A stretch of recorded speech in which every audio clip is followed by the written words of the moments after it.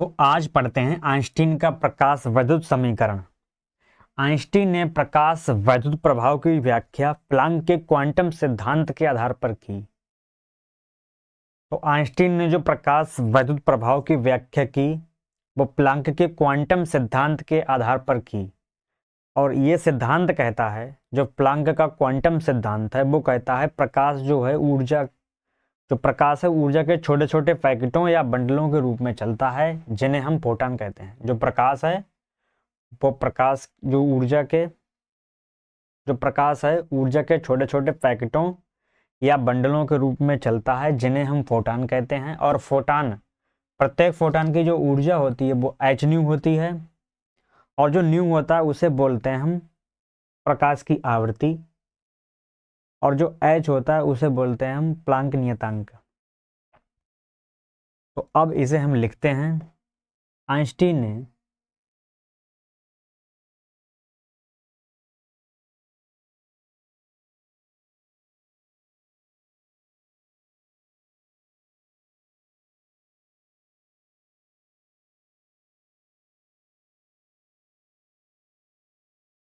Einstein ने प्रकाश वैद्युत प्रभाव की व्याख्या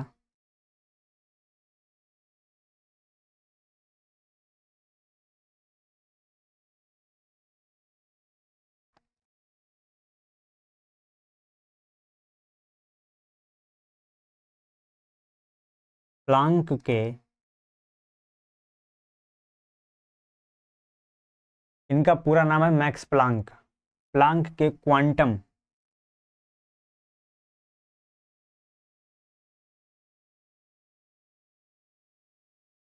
प्लांक के क्वांटम सिद्धांत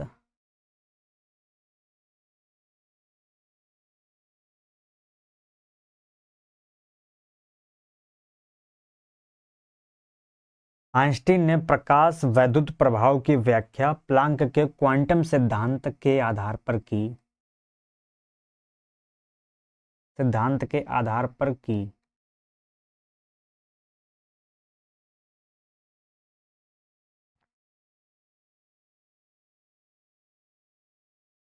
इस सिद्धांत के अनुसार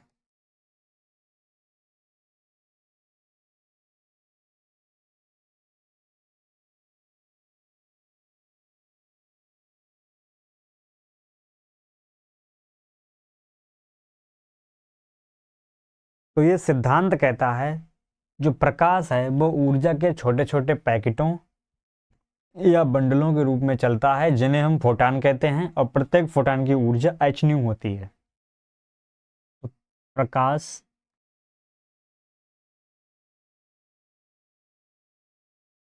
ऊर्जा के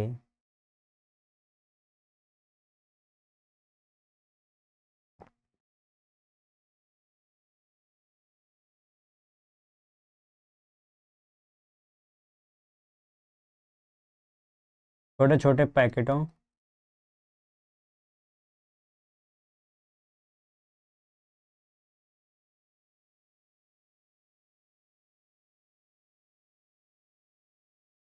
प्रकाश ऊर्जा के छोटे छोटे पैकेटों या बंडलों के रूप में चलता है।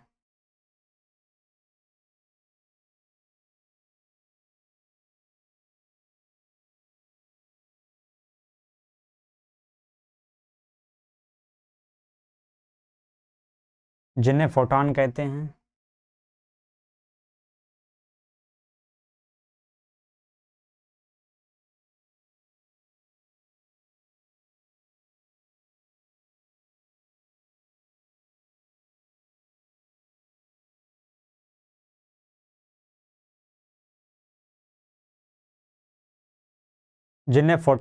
हैं। प्रत्येक फोटॉन की ऊर्जा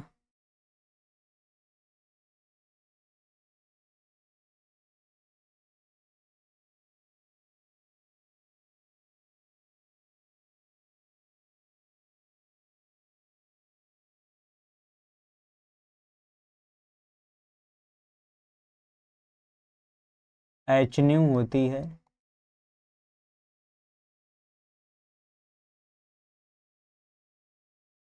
न्यू प्रकाश की आवृत्ति है।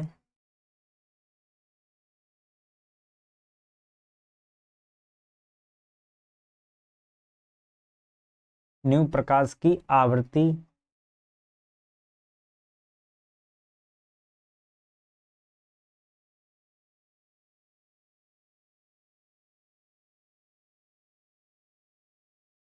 न्यू प्रकाश की आवृत्ति होती है तथा एच प्लांक नियतांक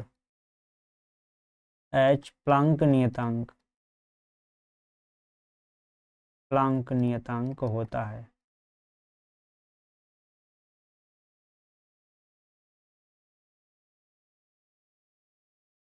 प्लांक नियतांक होता है।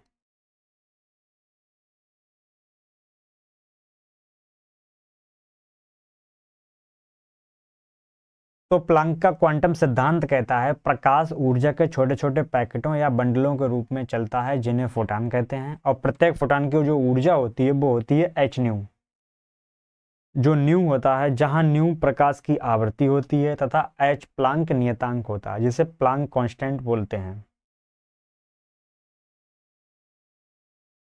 अब जब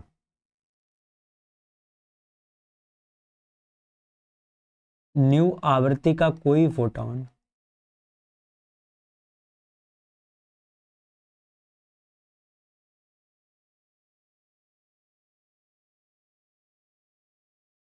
जब न्यू आवृत्ति का कोई फोटॉन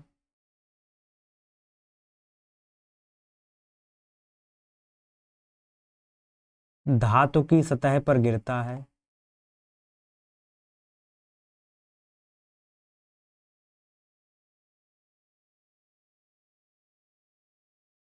जब न्यू आवृत्ति का कोई फोटॉन धातु की सतह पर गिरता है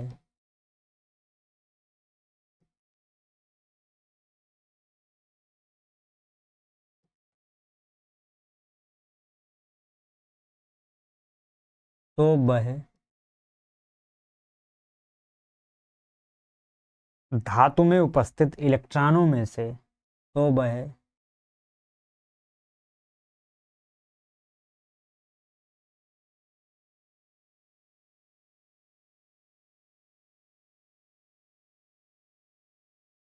जब न्यू आवृत्ति का कोई फोटॉन धातु की सतह पर गिरता है तो वह धातु में उपस्थित इलेक्ट्रॉनों में से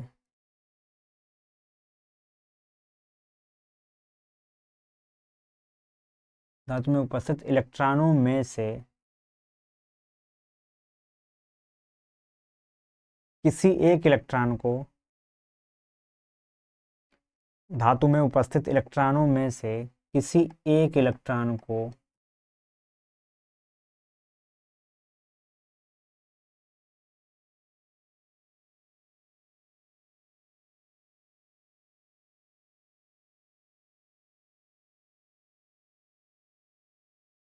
वह धातु में उपस्थित इलेक्ट्रॉनों में से किसी एक इलेक्ट्रॉन को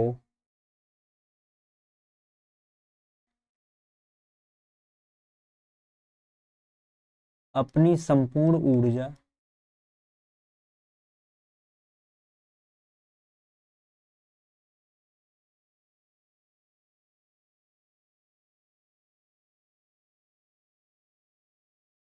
प्रदान कर देता है।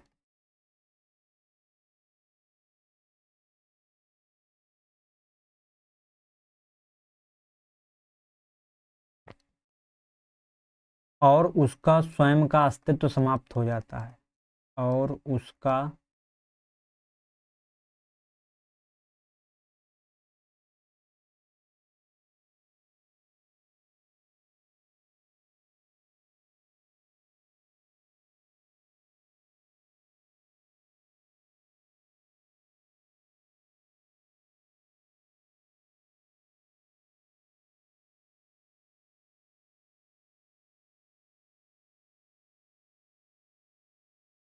जब न्यू आवृत्ति का कोई फोटॉन धातु की सतह पर गिरता है तो वह धातु में उपस्थित इलेक्ट्रॉनों में से किसी एक इलेक्ट्रॉन को अपनी संपूर्ण ऊर्जा प्रदान कर देता है। तो वह जो फोटॉन होता है, फोटॉन की ऊर्जा होती है एच न्यू, तो वो एच न्यू ऊर्जा को धातु में उपस्थित इलेक्ट्रॉनों में से किसी एक इलेक्ट्रॉन को अपनी संपूर्ण ऊर्जा प्रदान कर देता है और उसका स्वयं का अस्तित्व समाप्त हो जाता है। इलेक्ट्रॉन क्या करता है, इस ऊर्जा का, जो ऊर्जा इलेक्ट्रॉन को फोटॉन से प्राप्त हुई है, अब उस ऊर्जा को इलेक्ट्रॉन दो कामों में खर्च करता है। पहला काम करता है वो धातु से निकलने में। तो ऊर्जा का जो एक भाग है, इलेक्ट्रॉन उसे खर्च करता है धातु से निकलने में, जिसे हम बोलते हैं कार्यफलन।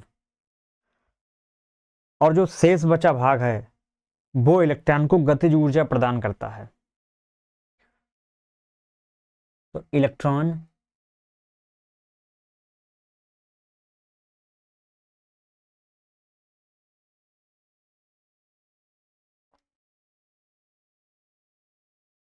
इस ऊर्जा के एक भाग को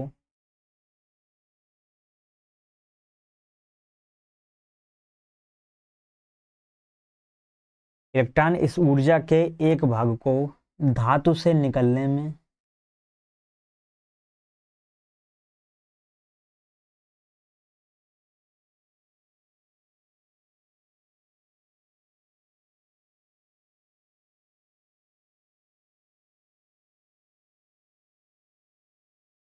खर्च करता है।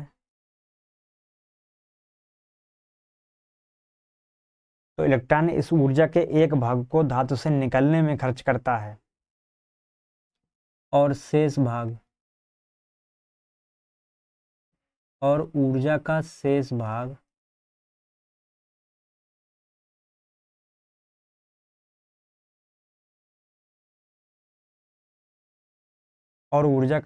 भाग इलेक्ट्रॉन को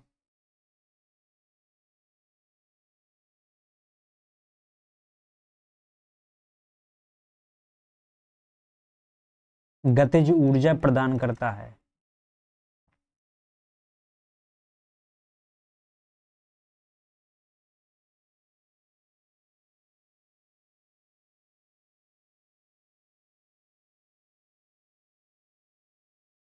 तो जो फोटॉन की ऊर्जा एच न्यू थी, तो फोटॉन ने धातु में उपस्थित किसी एक इलेक्ट्रॉन को अपनी संपूर्ण ऊर्जा प्रदान कर दी थी और उसका स्वयं का अस्तित्व समाप्त हो गया था। अब इलेक्ट्रॉन उस संपूर्ण ऊर्जा का एक भाग खर्च करता है धातु से निकलने में, और शेष भाग, जो ऊर्जा का शेष भाग है, वो इलेक्ट्रॉन को गतिज ऊर्जा प्रदान करता है।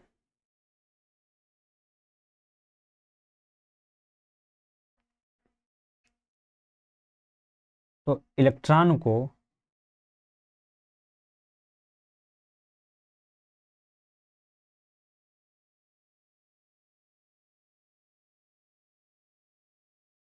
धातु से निकलने के लिए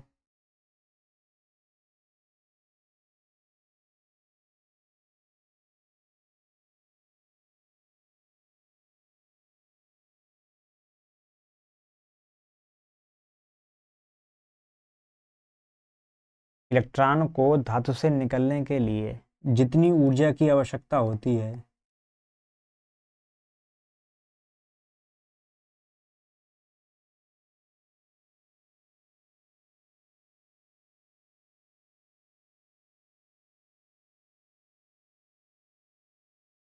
इलेक्ट्रॉन को धातु से निकलने के लिए जितनी ऊर्जा की आवश्यकता होती है,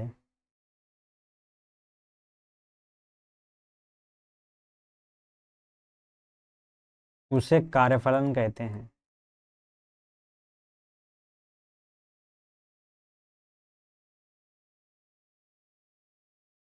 और इसे W से लिखते हैं, उसे कार्यफलन कहते हैं।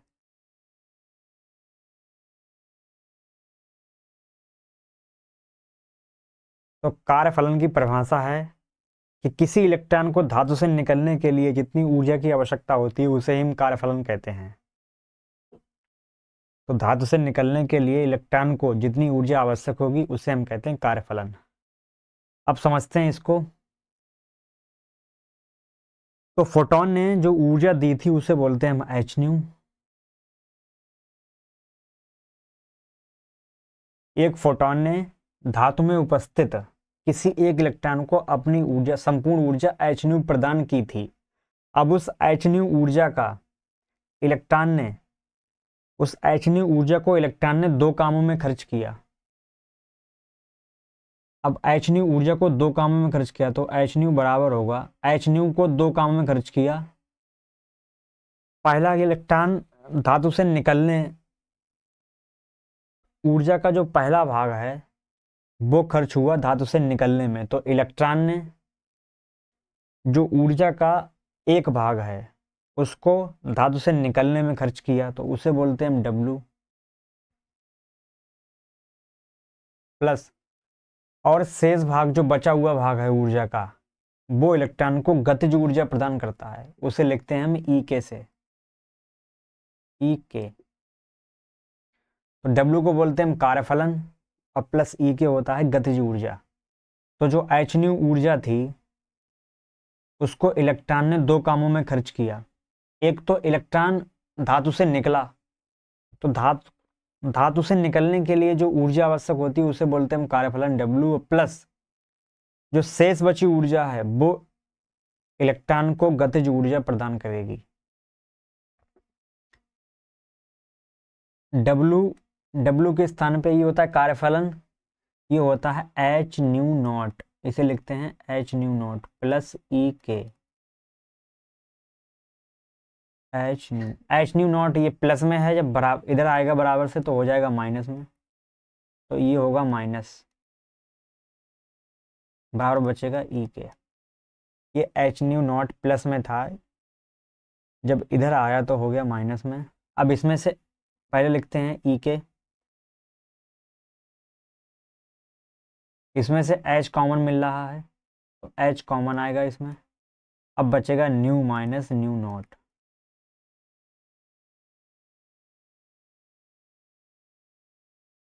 या इसे ऐसे भी लिख सकते हैं, E जो है इसे बोलते हैं गतिज ऊर्जा। तो यहाँ गतिज ऊर्जा का मान होता है 1/2 mv² मैक्सिमम बराबर H new minus new not. इसे ही बोलते हैं आइंस्टीन का प्रकाश वैद्युत समीकरण, इसे बोलते हैं आइंस्टीन का प्रकाश वैद्युत समीकरण।